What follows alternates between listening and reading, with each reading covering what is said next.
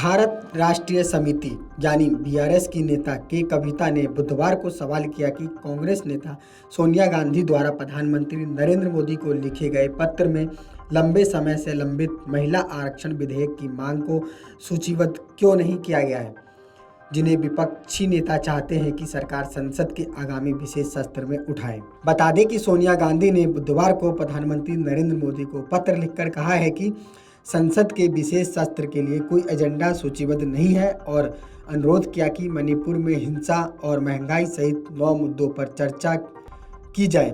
सोनिया गांधी द्वारा सूचीबद्ध मुद्दों में केंद्र सरकार राज्य संबंध, सांप्रदायिक तनाव के मामलों में वृद्धि, चीन द्वारा सीमा उल्लंघन और भ्रष्ट प्रथाओं के बारे में कई खुलासों के प्रकाश में अडानी व्यापार समूह के लेनदेन की जांच के लिए संयुक्त संसदीय समिति यानी जेपीसी की मांग शामिल है। पीएम मोदी को सोनिया गांधी के लिखे पत्र के बाद बीआरएस की नेता के कविता ने एक ट्वीट में लिखा, यह देखकर दुख हुआ कि कांग्रेस संसदीय दल की प्रमुख और सांसद सोनिया गांधी द्वारा प्रधानमंत्री मोदी को लिखे पत्र में महिला आरक्षण विधेयक पर चर्चा की तत्कालिकता को पूरी तरह से नज़रअंदाज कर दिया गया है।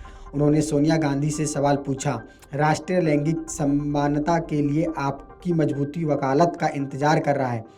पीएम मोदी को लिखे आपके पत्र में हमें 9 महत्वपूर्ण मुद्दे मिले हैं, लेकिन महिला आरक्षण विधेयक क्यों नहीं? क्या महिलाओं का प्रतिनिधित्व राष्ट्र के लिए जरूरी नहीं है?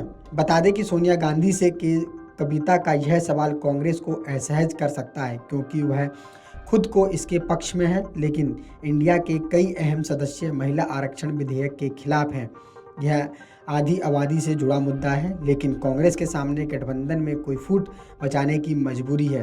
कांग्रेस की ओर से इस मुद्दे पर चुप्पी के बाद तेलंगाना में बीआरएस यह मुद्दा उठा सकती है कि कांग्रेस को महिलाओं की फिक्र होनी चाहिए। महिला आरक्षण विधेयक के लिए बीआरएस नेता के कविता की अपील से कांग्रेस और भाजपा सहित 47 राजनीतिक दलों को लिखे पत्र में राष्ट्रव्यापी ध्यान आकर्षित किया और उसमें संसद में विधेयक को पारित करने के लिए एकजुट होने का आग्रह किया है। गौरतलब है कि 18 सितंबर से शुरू होने वाले संसद के विशेष सत्र में एजेंडे को लेकर अभी तक केंद्र सरकार की तरफ से कोई स्पष्ट नहीं किया गया है, किंतु माना जा रहा है कि इस दौरान महिला आरक्षण विधेयक को पारित कराया जा सकता है। अगर ऐसा हुआ तो कविता के रुख से स्पष्ट है कि सत्ता पक्ष को बीआरएस का समर्थन मिल सकता है। लोकसभा में बीआरएस के अभी 9 सदस्य हैं। बता दें कि तेलंगाना के मुख्यमंत्री के चंद्रशेखर राव की बेटी कविता ने विधेयक को पटल पर रखने और पारित करने की मांग को लेकर मार्च में भूख हड़ताल भी की थी। वह इस पर कानून बनाने की मांग को आगे बढ़ाने के लिए भारत में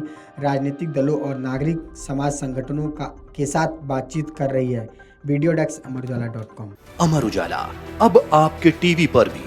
अपने स्मार्ट टीवी पर यूट्यूब पर सर्च करें अमर उजाला, चैनल सब्सक्राइब करें और देखें ताज़ा खबरें, वो भी HD क्वालिटी में। और हाँ, बेल आइकन दबाना ना भूलें ताकि हर खबर हो आपके घर। अमर उजाला, निष्पक्ष, निर्भीक, निरंतर।